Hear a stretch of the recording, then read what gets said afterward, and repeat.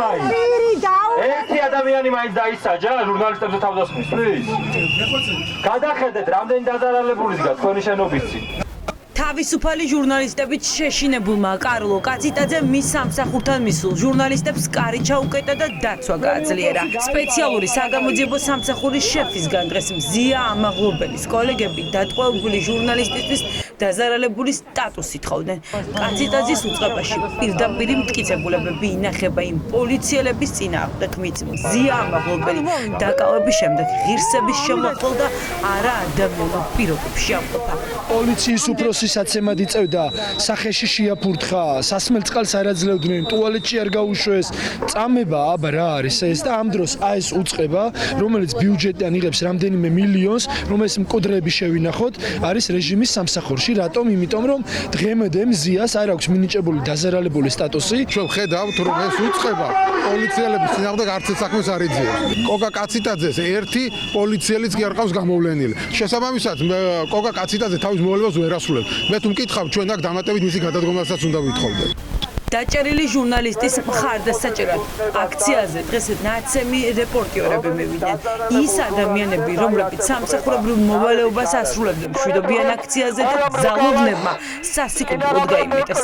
მათი საქმეები ახლა ამ უწყებაში ინახება, თუმცა სპეციალურ საგამოძიებო უწყებას არც ერთი ძალოვანი არათუ დაჭერილი იდენტიფიცირებულიც კი არ ყავს. ჩემზე თავდასხმის დღიდან 2 თვე გავიდა და გამომძიებელს რომ ვეკითხები, თუ ვინმე გამოკითხეთ. პასუხობს რომ ეს ყველაფერი ხომ გადაღებულია ვიდეოს კამერებზეო. და მზიამ რაღაცა ხელი რომ მიუთათუნა სახეზე, ლოყაზე, ბათუმის პოლიციის უფროს, მართლა მიუთათუნა. და ეს ბათუმის პოლიციის უფროსი თავის ჩვენებაში რომ ამბობს რომ ტკივილი განვიცადეო, ტკივილი განიცადა ასობით ადამიანმა ამ 2 თვის განმავლობაში, ვისაც ძალით პირი გააღებინეს წამების მანქანებში და პირში აფურთხებდა ეს მილიცია. აღმოჩნდა გამორთული მაგალითად სამხრეთ კამერა, სანამ კარგად არ მცემეს ჩემ შემთხვევაშიც. ასევე რატომღაც ვერ ამოიღეს და ვერ მოიპოვეს ის მასალები, ის ვიდეო მტკიცებულებები, რომლებიც მრავლად იყო ჩემს უკვე არაერთ საქმეში. ამბობენ ხოლმე და უთქვამთ, რომ მაღალი კვალიფიკაციის იურისტები მუშაობენ. ფეხებზე რატო არ მკიდია მათი კვალიფიკაცია? თუ კი ამ დრომდე არც ერთი საქმე არ აქვს გამოძიებული. არც ერთი დამნაშავე არ დაგიდგენია. საგამოძიებო სამსახური მზია ამაღლობელისთვის არ ჩქარობს დაზარალებული სტატუსის მინიჭებას. არადა სტატუსის შემთხვევაში დაცვის მხარეს დამატებითი ბერკეტი ექნებოდა მიემართა სასამართლოსთვის დატყვევებული ჟურნალისტისთვის აღკვეთი ღონისძიების შეცვლის მოთხოვნით. სამართლებრივი სახელმწიფო რისთვისაც ჩვენ ვიბრძვით, თვეები თანაბარი უნდა იყოს ჩემთვის, შენთვის, მზია ამაღლობელისთვის და კოკა კაციტაძისთვის. ეს არის ჩვენ თანასწორობას ვერ ვხედავთ.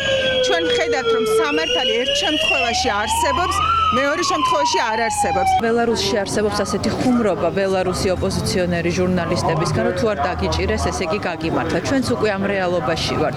ეს არის რუსი ოლიგარქის რეჟიმი, სადაც საღი აზრი, კრიტიკული აზრი არის არამც თუ მიუღებელი, არამედ სრულიად დევნილი. ხა ჩვენ რასაც უყურებთ, ეს არის მზიას მკვლელობა, რომელის შესახებაც არანაირი ინფორმაცია არ აქვს. დახურულ სისტემაში ბუნებრივია ინფორმაცია არ იქნება და ნახოთ ვინ აჯობებს. მე მაინც გონია რომ მზია გაიმარჯვებს ამ ბრძოლაში. მე-17 დღეა ბათუმელებისა და ნეტგაზეთის დამფუძნებელი შიმშილობს. მის სიცოცხლეს საფრთხე რომ ემუქრება, ამაზე საუბარს არ ერიდებიან მისი მხარდამჭერები. სპეციალისტები ამბობენ, რომ 17 დღიანი შიმშილობის შემდეგ სხეულის გაუწყლოვება ხდება, იმუნური სისტემის დასუსტება, გულის რიტმის დარღვევები და თირკმლის ფუნქციის გაუარესება. ფაქტის ორგანიზმის ორგანოების უკმარისობა, ისეთ როგორც არის გული, თირკმელები, ღვიძლი და სხვა მნიშვნელოვანი ორგანოების ფუნქციონირება. ნერვული სისტემის მხრივ თავისუფლის ენერგიის დეფიციტის გამო იწყებს თავისი ფუნქციონირების შესუსტებას, რაც თავის მხრივ იწვევს გონების დაკარგვას, კომას და შესაძლოა სიკვდილსაც.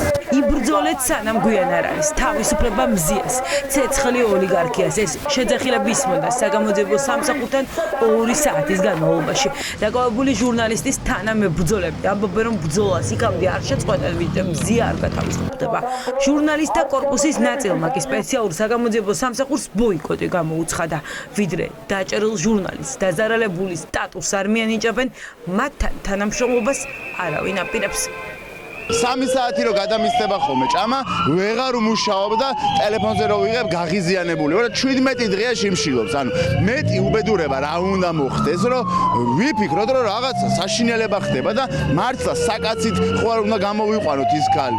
კითხვა მაგარო შევეწირებიო, მაგრამ ანუ რას ვეწირები, რას ვწირავთ ამ ადამიანს? ხო და დღეს იყო ის მომენტი, რომ მივხვდი, რომ აი ბათუმში ჩავა, ფეხით ჩავა, არც ერთ აქციას აღარ გამოვტოვებ, იმიტომ რომ მართლა ყელში აღარ გადამი. ვიდრე მზია ამაღლობელს ოლიგარქის რეჟიმი ტყუებიდან არ გაათავისუფლებს, მედიის წარმომადგენლები აანონსებენ, რომ უცნების ლიდერები ვერც თავისუფლად გადაადგილდებიან და პროტესტის გარეშე ვერც ღონისძიებებს ჩაატარებენ.